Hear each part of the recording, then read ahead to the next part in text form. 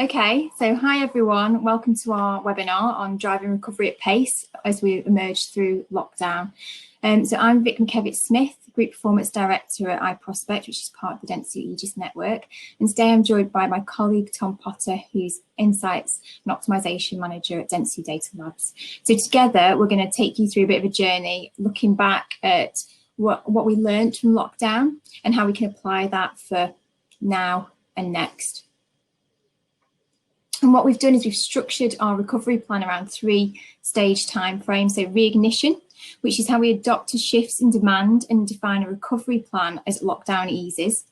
Momentum, which is how we accelerate recovery and moving through to Q4, plan for next. And then velocity, which is really how we thrive in the new normal, which is more about 2021 planning. But before we get into that, as I said, let's have a look at what we've learned from lockdown and how we can use those learnings to help us inform our plan for now and next. Yeah, so consumer mindset at the start of lockdown was completely turned on its head. People changed the way they browse, what they purchase, and the way they purchase. And in times of crisis, we've learned it's essential to understand consumers' emotional response to what's currently happening. So this will help shape the basis of your communications and overall brand experience. We've learned from the past events like this pandemic provide a catalyst for a new set of consumer wants, sets and behaviors. And as you can see on this chart here, this is the typical emotional response of a consumer during a crisis. So at the anxiety stage, which will have passed the most for most people, it starts at the start of lockdown. During anxiety, people rely on brands that they trust, and these brands must communicate effectively to provide some sense of security and ease anxiety when people are shopping. And in the stage of adjustment, which for the most part we're in now, people have grown accustomed to life indoors and maintaining relationships virtually, and users will be looking for ways in which they can take advantage of this new way of life, and businesses need to be able to fulfill these user needs while still easing the underlying anxiety that people have while shopping online.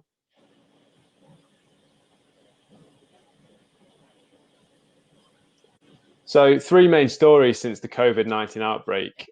We can use Maslow's hierarchy of needs and invert it to see how consumer mindset and focus has changed as we've moved down through the lockdown period. So in the initial stages of lockdown, the likes of food and healthcare were the most important to people. I mean, I'm sure everyone remembers the lack of toilet paper available on shelves. And streaming services, toys, books, etc., to keep families entertained were also really important, whilst industries such as tourism, events and luxury continue to struggle. As the reality of lockdown set in and extensions were put in place, people started to get accustomed to a life indoors and a new e-commerce lifestyle. With high street shops still closed, online shopping anxiety did ease. The main attention at this stage was for people to get more home equipped, with demand for home improvement, home fitness and retail tech surging. And then if we fast forward to these last couple of months, things are starting to stabilize across most industries, with lockdown measures being reduced. So in industries such as tourism, where lockdown measures are relaxed, they're starting to make a comeback to recoup the losses which have been faced over the past few months. And all these changes have meant that our audiences have changed. So our needs have changed. 53% more of us are shopping online, and 77% of those have said that they're going to continue once lockdown has eased completely. The way we want to be communicated with has changed. So 52% of people have a greater loyalty with brands who managed their communication in COVID the best. And the way what we want to know about your business has changed. 24% of people said that they would consider a brand purely based on how they responded to the COVID crisis. Audiences are more open to influence. So with us being on our phones more, in our homes more, and more susceptible to TV advertising, we're 23% more aware of brands and brand advertising. And we're buying more stuff that we wouldn't normally. I mean, I certainly am. And 39% of us have made a purchase in lockdown that we wouldn't have otherwise. And all this really tells us that we need to reconsider our pen portraits and look at our first party data to really align ourselves with who our new and emerging customers are, so that we can make the most from now. And as Tom said, there were clear winners and losers from lockdown. So as you can see, we all wanted to keep our kids quiet, entertain ourselves, and stop ourselves from putting on a ton of weight while we were off. But even though we saw an initial decline in some of these areas, like fashion, for example, once lockdown was normalised, as Tom said, we did see demand rising. And even in like the worst, bleakest time for fashion, there was still elements of fashion products that were in demand. So like leisure loungewear, was really in demand. Like joggers and slippers saw a surge. And children's wear was really in demand as well, with children being out of school. And the point here really is that when your market is in decline, it's still an opportunity for you to unpick where traffic is coming from. What are those traffic driving products? And then you can adjust your paid advertising around that to drive to the most in-demand areas and really make the most efficient gains. And as we've seen lockdown ease, we've seen a return to the hardest hit areas. So obviously those big ticket items like holidays, cars and houses, as we're all locked up in our own houses, we've been daydreaming about what we're going to spend our money on. Now, fashion and retail is an interesting one, because as it's returned, it did get better as lockdown was eased. However, once the non-essential shops have reopened, we have seen that teeter off, and it's actually falling in decline again. It would be really interesting to see what happens when masks are compulsory in stores, so from the 24th of July. But this really, the point is just to keep abreast of what's happening in demand, and add context to performance and demand of what's happening from like government guidelines and lockdown restrictions. Our competitor sets have changed. So this gives an example of fashion, one of our fashion clients, the top advertising spenders on paid search, the top competitors in January, so pre-lockdown, April in the darkest depths of lockdown, and then in June, so just as we're emerging. And you can see that the competitor sets have changed quite a lot throughout, but most notably, there are some that fell out of the auction altogether. It's really important that we, keep abreast of who our competitor sets are, because I bet you a bit of money that you've got new competitors that have emerged and done quite well out of lockdown. And all of this really plays into our dynamic understanding and how important it is to keep a finger on the pulse of change. So audience, demand and competitors are all things that we would look at when planning for a new season or a new financial year. But now these are so much more variable that we need to have a finger on the pulse, like I say, and just look at how this is changing. So we at Dentsu have created these dashboards for each industry that we work in, but it's very easy for you to just look at the demands in terms of Google, your first party data and also competitors, and just adjust what you're doing in line with that. So since we've gone through what we've learned from lockdown, let's have a look at how we can apply that to make the most out of now. So in terms of driving performance, we've looked at 4 key areas here. So in terms of presence, we've said throughout, it's not worth going dark. It'll take you at least 5 years. We've seen if you go completely dark in terms of your advertising, it's really important that you're at the forefront of people's minds for once restrictions are completely eased. But also, it's first party data, as I mentioned before, has never been more crucial for looking at new and emerging audiences and making sure that you get the most bang for your advertising buck, that you're targeting audiences that are in market for your products. And also, there's the easing of restrictions has seen nuances change the way we structure, optimize and activate our paid campaigns as well, because things like the day parting, for example, we used to have really clear commute, lunchtime, commute home, and then evening, whereas now, like some of us are having our lunches at 3:30 in our pajamas at home. It's really important to look at the performance of your site and adjust your campaigns accordingly.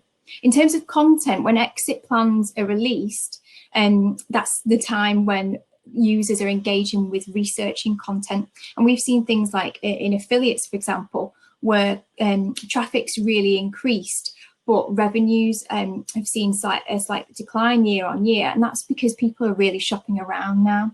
In terms of creative, wherever possible, do use dynamic creative so that, again, you've got that efficiency because you're getting that great messaging through and the click-through rates are higher. If that's not possible, though, just make sure it's really informative, your messaging on your paid search ads or paid social. And in terms of performance as well, make sure that when we're emerging that you are looking at those softer KPIs. Is there anything in terms of engagement, consideration and lead generation especially that you could apply so that you can make sure that you make the most once the restrictions have eased completely? So from a website perspective, unfortunately, there's no one-size-fits-all approach for driving performance in the here and now and setting your business up for the return of demand. It all comes down to who your audience is and what they want from your brand and how you alter your on-site experience to meet their needs. So the approach for protecting your website and business and gaining momentum can be applied differently depending on current performance and if you're in a prosperous market or in a challenging market. So in prosperous markets where demand is at its peak, the focus on driving increased conversions and revenues whilst trying to secure and or improve the market position is key. And in challenging markets where demand has significantly dropped and your users have potentially different needs than they did pre-COVID, your ability as a brand to shore up your position, maintain engagement and effectively adapt your communications to align with your users' needs is really important.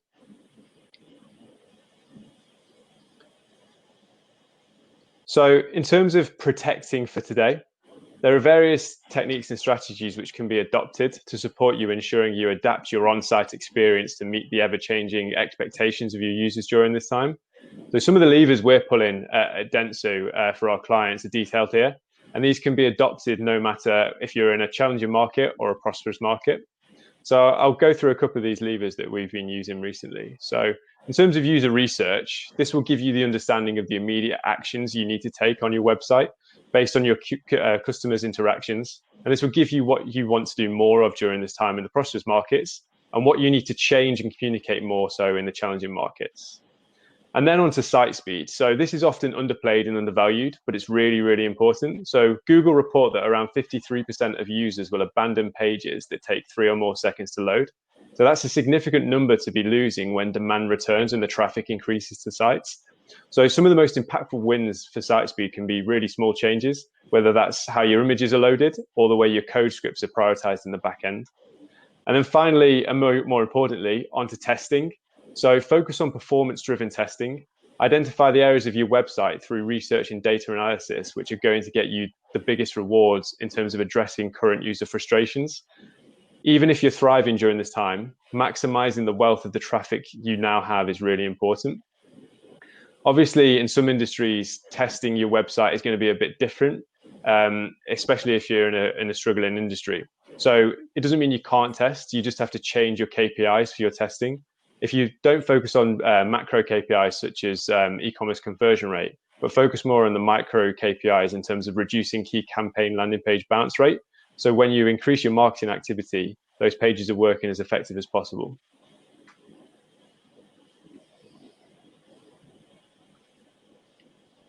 So with consumer needs being so volatile and demand changing, as we've kind of addressed already, consumer demand has changed frequently during the lockdown period. You need to be reactive and adapt your on-site experience and media plans. So many of our experts have analysed numerous data sets and carried out stakeholder interviews with clients across different verticals. And with this, we've identified a common theme which applies to businesses who have seen uplifts and performed well versus those who find themselves in challenging markets. So there needs to be an address on the here and now and protect for today, while still having the foresight to build for tomorrow for operations post-COVID-19. Here on the slide, I've identified our 5-stage process in terms of building those foundations and making sure you're equipped to progress through the evolution of change that we face. So firstly, you need, as Vic alluded to, you need to understand your position in your market and industry and understand how your competitor set has changed. And once you've done this, you need to acknowledge your consumer's emotional response to the crisis. We've already touched on it. You need to understand your consumer's emotional response prior to communicating effectively to them. Then it comes down to research. So undertake quantitative research into your on-site performance and user behavior. and then combine this with qualitative research to discover your current visitors' wants and needs. At this point, we can combine the research together and implement consumer-led solutions. Regardless of the market you're in, this framework can be applied. It's just about adapting the way you do it slightly. Here we've got a couple of examples about how brands have had to adapt during the lockdown situation. So travel has obviously been one of the hardest hit areas, and here we can see how people have reacted. So at the start of lockdown, travel brands had to scrap what they were doing. They couldn't focus on driving sales. They had to focus more on being service and operational led, giving customers clear guidance on how to get refunds or change their holiday bookings. Now travel restrictions have been lifted, that focus can change again. So a lot of travel sites now are focused on recouping the losses that they've gained. So communications have changed to completely drive sales for the here and now, and then looking forward into 2021 as well.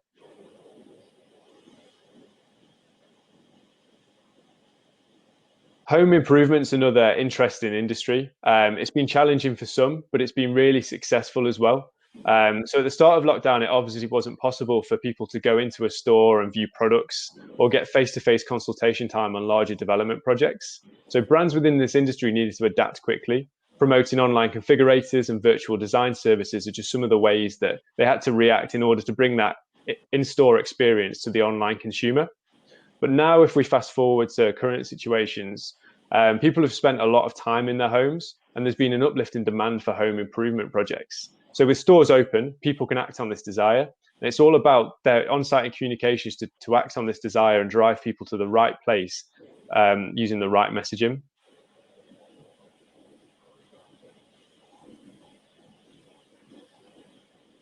If we look forward slightly and start to build momentum, we need to adapt for the easing of lockdown first, but then it's really critical that we prepare as we move forward. So what do we do next? So this is really important to consider before we think of building momentum for what we do next and moving forward. So if we look back to the financial crisis in 2008, it was followed by the deepest recession experienced in the UK since the Second World War. Now, what was remarkable about this wasn't the initial impact, but it was the scale that it took the UK economy to recover. So unfortunately, the OBR forecast this pandemic will have a much larger shock to the economy, but it will be a quicker recovery than the previous recession. Now, they've forecasted this based on previous epidemics like SARS and Asian flu, where they saw a V-shaped recovery took place. However, COVID has been a much greater impact to the economy globally than these pandemics. So pre-outbreak levels will take time to recover, and it's predicted that more of a U-shaped recovery will take place. So when we talk about building momentum, it's going to be a bit more tricky for some brands.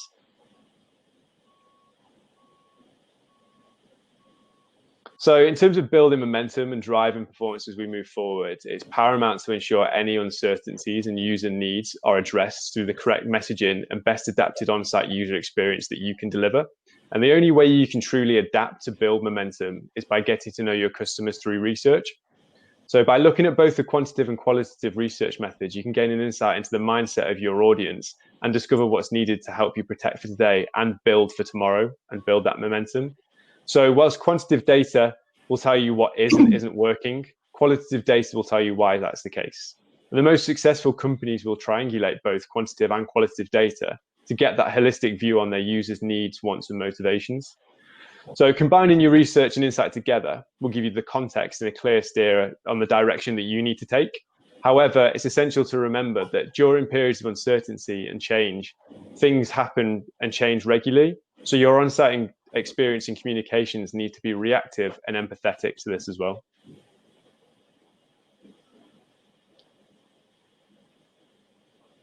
So in terms of communications, again, there's no one recommended approach for how you should adapt your communications with your customers. It depends on what your website is and what your brand offers to your consumers. There are some consistent themes of communication which can help though. So service messaging, operational messaging, site promotions, and the communication of your product or brand USPs have now taken on the utmost importance. From effectively communicating delivery and returns, giving guidance around contact centers and refunds, to making sure you communicate effectively why consumers should come to you and not go to competitors is important more than ever before. And now all of this communication needs to be underpinned by the customer focused tone of voice. You need to be transparent, you need to be engaging, you need to be concise, you need to be empathetic. And in the case of service and operational messaging as well, you need to be accessible to your consumers. Okay, and also it looks like it's going to be a bit of a bumpy road out of this. So we've already seen the localised lockdown of Leicester. It looks like Bradford might be, on the back foot of that, shortly behind that. So what's really important is that we act fast. We've got that agility to, leverage our different channels. So what we've done for our clients is create a bit of a blueprint for them, so that if they've got a bricks and mortar store, we know if there's a localized lockdown exactly what they need to do in terms of geo-targeting, dynamic messaging to try and get and targeting, in-store customers like with CRM data, so that any customers that we know have like to shop in store, we can retarget and tell them that, to direct them online. Also things like Google My Business is a really quick win, and Google have done a really good job of making that easy to update and also really informative for customers and users alike. And also it's really important that we continue to be informed and inform our customers. So, be aware of government incentives in your sector and do tell customers what you're doing with them. Be clear on how you're keeping people safe and your employees safe as well. Be clear on any restrictions, any changes to the norm, and make sure you make use of your brand's dynamic understanding to continue to plan and react. So I'm aware we're running close. Make this one quite quick, but as Vic said, we've seen local lockdowns implemented already in Leicester, and there could be more to come if there's more hotspots in the country. So brands need to be quick to react in these situations. So, in the rest of the country where consumer demand will be increasing, there might be pockets of the country where demand isn't possible due to the tighter restrictions. So in these situations, it's really key to implement things like personalized location targeted messaging, which can be introduced from the acquisition stage, or it could be from an on-site perspective as well, to ensure the communications that you're putting out as a brand and what you're pushing people towards is still relevant to their current situation. And unfortunately, evidence does suggest that a second spike is possible. So what can we learn about the first lockdown implementation? And what can we learn from that in terms of reacting quicker next time around to help people through another tricky period for commerce? And then looking forward to the future, where we live in a world with no restrictions or social distancing, will consumer mindset ever fully return to normal or not? These are the questions we don't know at this stage. And the only way we're going to fully understand what is going to happen is by continually speaking to our consumers and understanding how they're feeling. So in terms of planning for the future and the new normal, and benefiting from what we've already put in place of our momentum, how can we plan for the 2021 moving forward? Okay, cool. So believe it or not, we're currently day 115 of lockdown, and it takes 60 days to forge a habit. So it's safe to say that most of us and our customers have picked up a few habits on the way. Also, it's implemented big changes. So things like home working, wanting contactless payments. They're looking likely to have face coverings from the 24th of July. All these things are going to drive changes to our products, how we sell them. Is there going to be a rise in click and collect? Prices as well. So we saw the PPC auction and on paid social as well, prices, CPCs and CPMs went down, decreased in lockdown. Is that going to continue? Is there going to be a demand, and do we have to adapt our prices accordingly? So all these things are things we need to bear in mind for 2021 planning, and we believe that our plans for next year do need to be agile. We need to have a plan B in place as well that we can mobilise quickly. And in terms of promotion as well, it's really important that, again, we keep abreast of what our competitors are doing and an ear to social listening as well. Finally, considerations for 2021 planning is, first of all, audit. So make sure that all of your campaigns are fine-tuned so that you're driving efficient traffic, and it's quality traffic that you're driving as well that's going to be likely to convert. So using that audience first-party data that I mentioned before, using dynamic creative where possible. Test, as Tom said. So make sure that you're looking at different social platforms to open up new audiences, but also make sure that you're using incrementality testing and measurements, so that you're seeing what gains you're actually driving. And then understand, so interpret those learnings and apply so that you can get the greatest gains throughout next year. So thank you so much for your time. Tom and I are hanging around for a few more minutes now if you've got any questions, but if you can't make questions now, then please do let us know and we'll get back to you. Cool. So I've looked at the chat and there doesn't seem to be many questions in there. One of them was about, is it going to be recorded to watch later? Yeah, this recording, it has been recorded, sorry, and it will be shared around a later date as well. But yeah, there's no pressing questions in the chat. Great. Okay, thank you very much, everyone. Great stuff. Cheers, guys. Thank you.